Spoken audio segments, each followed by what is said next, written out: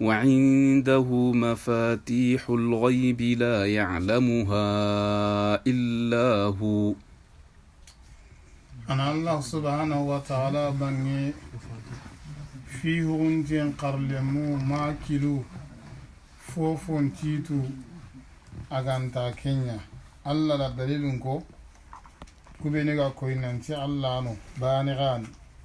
أباتوندي كونغا نالي دليل يغنكو كونغا الله مغانكوتو نكما أرا كاتيه أرا درانتاغو ساغاري سورونشي ماندي awa yara ne moni benu yidangani arnan ti qad Allah rawai ni tambutuge nya ko me sugara hin chori agara farun chori ati yana Allah bange fi honte kene ma kya garle mu ho hon jito ganta kenya anit وعنده مفاتح الغيب لا يعلمها إلا هو ويعلم ما في البر والبحر. adalla na hon to gadi kebe ga sellanga alo kebe ga jinji kelli hon walinto jumlatan wa tafsila asuka humante arna shubugu medi bane bane وما تسقط من ورقة إلا يعلمها ولا حبة في ظلمات الأرض ولا رطب ولا يابس إلا في كتاب مبين. إتدرسون تيرني تنادى إنك تسوس دريبان سنت يرني كاتن ينعا كانتا الله غات أغا يرني وقتي بي على أغا يرني دينجرا بي الله فو هنجي سنتا يكي بتنبينون نغندي aro fugai sunta inye ke bitambindun nogondi aganta kisu ka homantinga kitabedi bangandin dana gani kenga ho hunche inye ke nogondi ho honta dingiran to ganta Allah kebe gangen no inye ke nogonda bakka ba manta bakana agana buya igana ba minta igana kona igana kisu ka homantinga lawhi mahfuzun nogondi. وهو الذي يتوفاكم بالليل ويعلم ما جرحتم بالنهار ثم يبعثكم فيه ليقضى أجل مسمى. الله نكمني أغا فات ندين تيورو كيغاني غنقو ahon to gadi agara kebe joge wala agara golli tiki yanka sage na ga wuli ana illa na ga wuli kiye kai kuri na kiti sate kella kutuntenga Allah me banginga ibn abbas kenda kenya ta mananni Allah na ga yunkin laga na gurondi bo ta senya haike no gondi nantila gara ga wulliyen ga kemiyan ati sagalla na ga wulli kiyendi kuda gana kinye sati daga rakella kutu damire ke sagane katta kiyekiya akati summa yab'asukum fi damire ken sage katta kiyeke kenya kama bawni ulliyen do nantanga nyago nga ho gabe kiyenyani koy uron ken ka ho gabe ne ken konya anyana yugunda ngani ke oy kiem mo iganta kan kane ka majur tenkendo ho gaben ke kiye o lini kenya uro una kan ke kembere keta damire kenan sage kata kiye ke kenya qaba summa yab'asukum fi sagana awli keta adi kengani kiye ke no kuro sate be Allah ga kella kutu ora aga kinyene kenga keta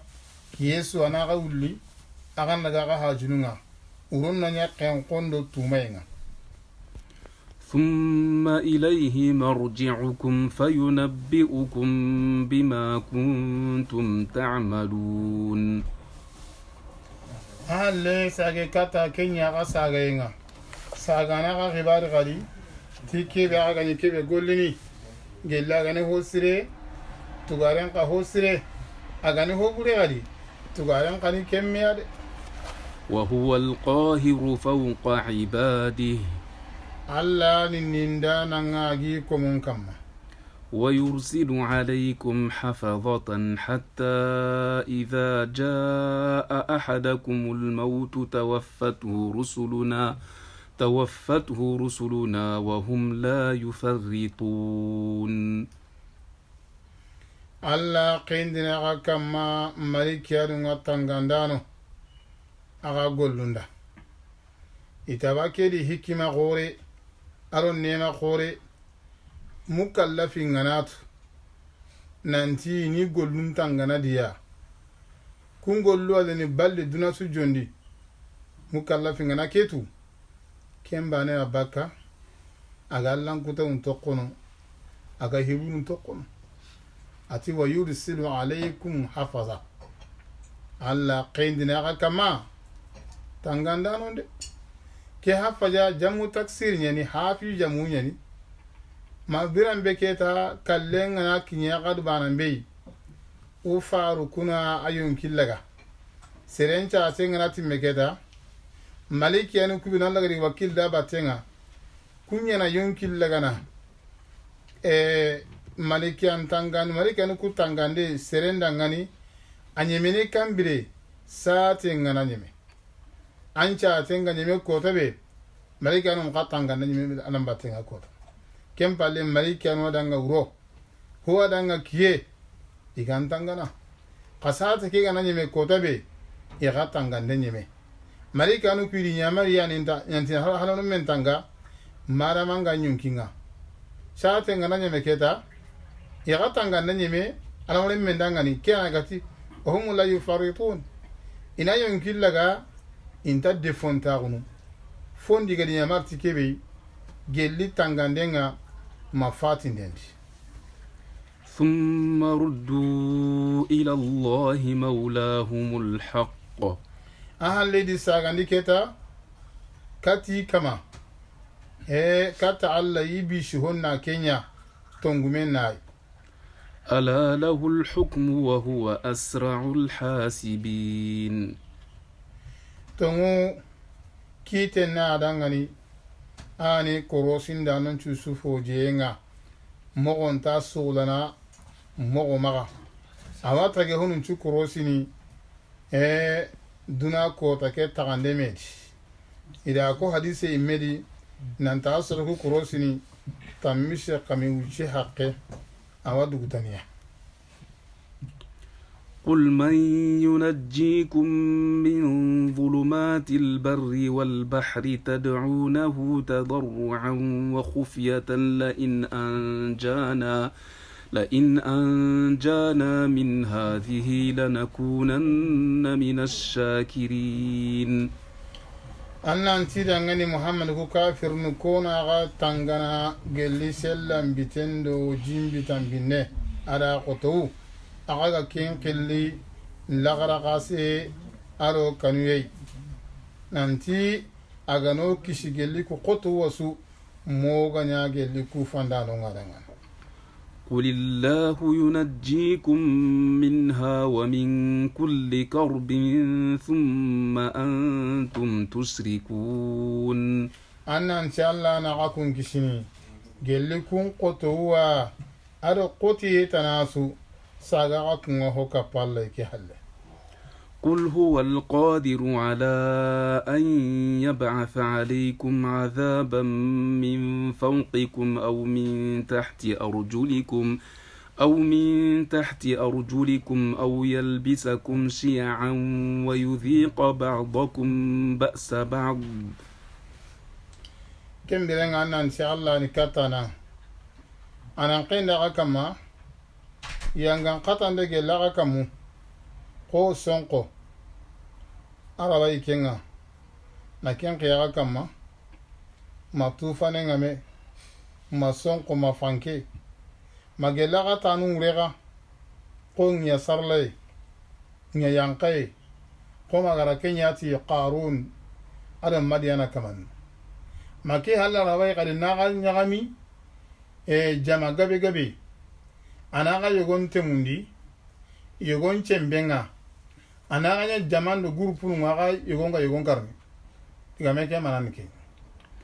انظر كيف نصرف الآيات لعلهم يفقهون فايندike mogon be ko kayfinun qurandini kure kunwa ina hifa وكذب به قومك وهو الحق an sharonda qur'ana ke garandi qur'ana ke gani tongunde قل لست عليكم بوكيل tidan ke heta ga magati tangandana yi aro forsendana yi keni gongondana bane لكل نبأ مستقر